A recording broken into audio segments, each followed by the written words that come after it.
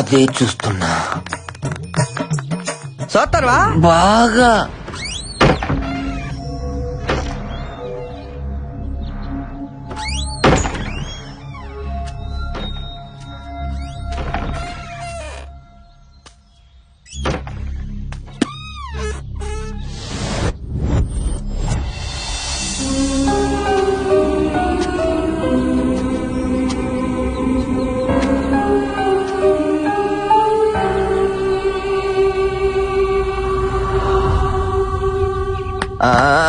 అరే నా బాలే నా బాలే.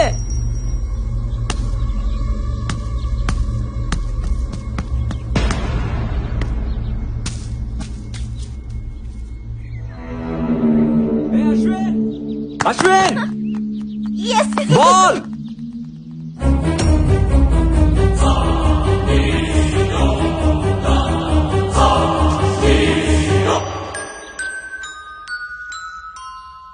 అక్కడ ఉండాల్సిన బాల్ ఇక్కడికి ఎలా వచ్చింది? బాల్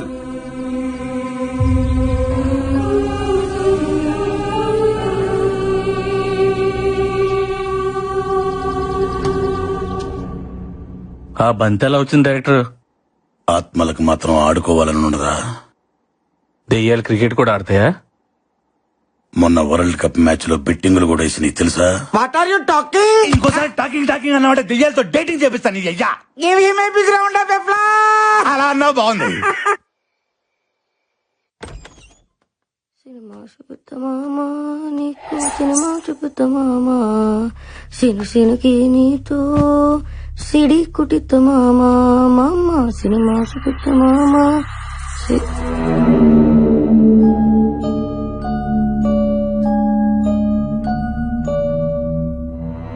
సిను సినుకి నీ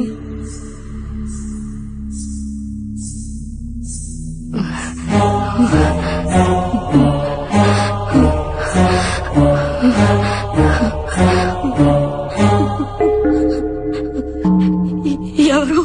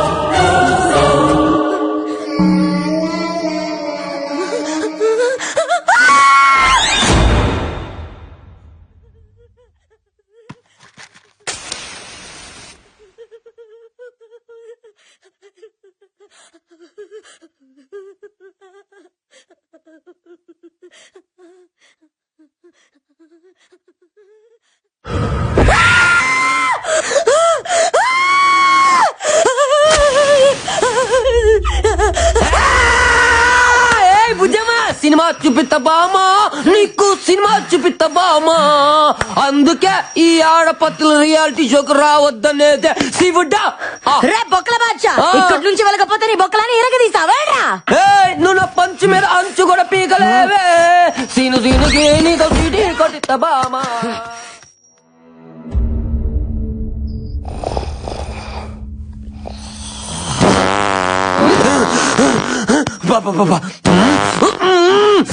అడ్డమైన గడ్డి తినడం మా ఆయుష్తో ఆడుకోవడం. అబ్బా అబ్బో ఏం తిన్నాడు. ఎక్స్ప్రై మొత్తం వీడు వదిలే గ్యాస్ కే అయిపోతుంది. అమ్మా వీడు భయంతో బాత్రూమ్ కూడా వెళ్ళట్లేదేమో. మురుగునేయాలు కోట్ల బోళ్ళని ఎలుకలు చచ్చిపోయి ఉంటాయి.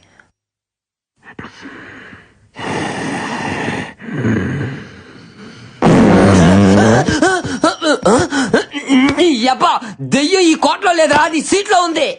దెయ్యాలు మన దగ్గరకు రాకూడదంటే ఇలాంటి స్పెషల్ ఎఫెక్ట్లు ఉండాలి శివుడని మాటి వాళ్ళకి చెప్పి ఎలిమినేట్ చేపిస్తా. ఇలాంటి గబ్బునాయలు ఉన్నంత కాలం స్వచ్ఛ భారత్ స్వచ్ఛత ఉండదురా. ఇంకా నేను fan వేసుకోలే, కోటంతా బాగేది.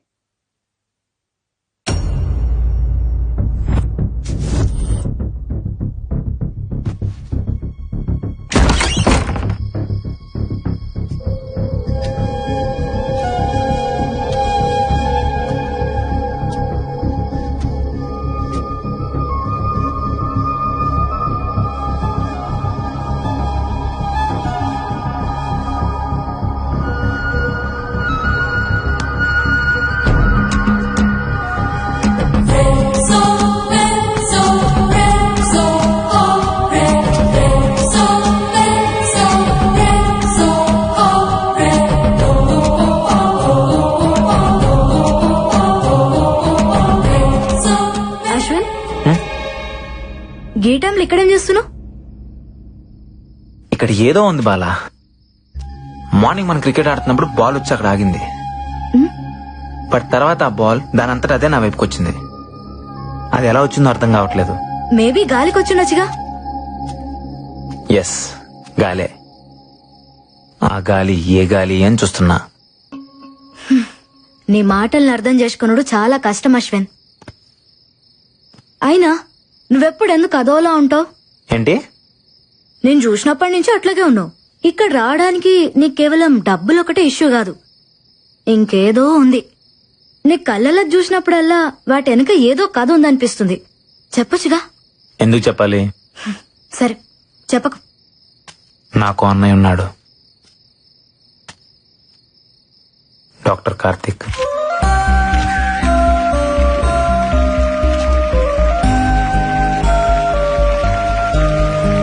Congratulations doctor Karthik. I'm honoured sir. Thank you.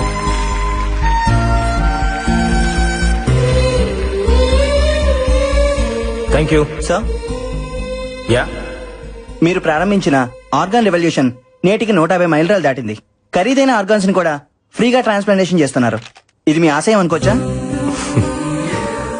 ఆశయాలు, లక్ష్యాలు లాంటి పెద్ద మాటలు నాకు రావు. ఇష్టం, బ్రతుకంటే ఇష్టం. అది అందరికీ కావాలి. చావంటే ప్రాణం వదిలేయడం కాదు, జస్ట్ ఓ జీవితాన్ని వదిలేయడం అంతే.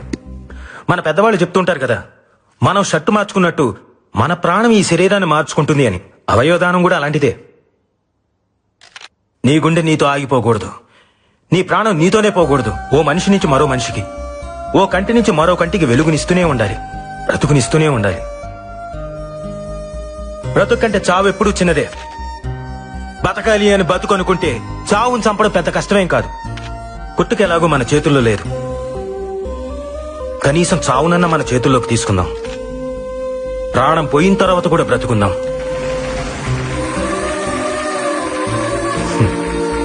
డాక్టర్ గారండి, అవయవదానం కొన్ని మతాల వాళ్ళు అంగీకరించారు కదండి, పైగా ఇది పాపం కదండి. ఈ మూఢనమ్మకాల వల్లే వరల్డ్ పాపులేషన్ లో మన దేశం సెకండ్ ప్లేస్ లో ఉంది.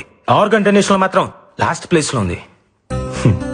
మార్స్ కి మంగళ్యాన్ని పంపించి సైన్స్ లో ముందున్నాం, కానీ కామన్ సెన్స్ లో మాత్రం ఇంకా వెనకే ఉన్నాం. భగవద్గీత, బైబిల్, ఖురాన్, ఏ పవిత్ర గ్రంథమైనా చెప్పింది ఒకటే, ఒకడి కోసం కొట్టుకునేది గుండె కాదు, అది సమాజాన్ని కదిలించాలి. అట్లీస్ట్ మన చావు ఒక్క మనిషినైనా బ్రతికించాలి. దయచేసి ప్రాణాన్ని వృధాగా పారేయకండి, అది పనికొస్తుంది.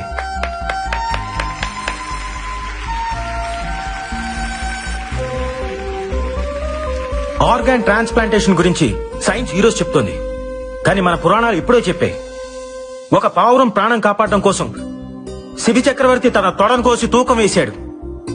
దదీకి తన వెన్నెముకను వజ్రాయుధంగా మార్చాడు. ఏమండే, మీరన్నట్టు అది పాపమే అయితే వాళ్ళంతా పుణ్యాత్ములు ఎందుకు అయ్యారు? బ్రతికున్నప్పుడే వాళ్ళు ఆర్గాన్స్ డొనేట్ చేశారు, మనం చనిపోయిన తర్వాత అయినా చేయలేమా? చివరిగా ఒక మాట, మీ బాడీలో ఏ ఆర్గాన్ డొనేట్ చేశారో తెలుసుకోవచ్చా?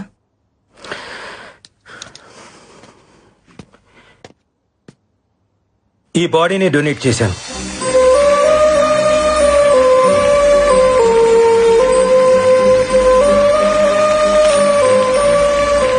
వీళ్ళిద్దరు ఎక్కడా?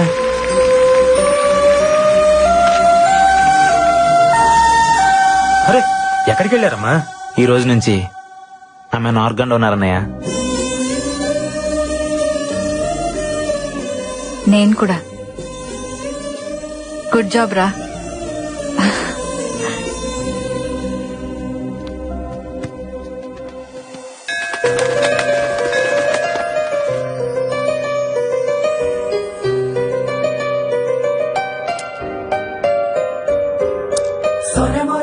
దేవుణ్ణి నమ్ముతావా?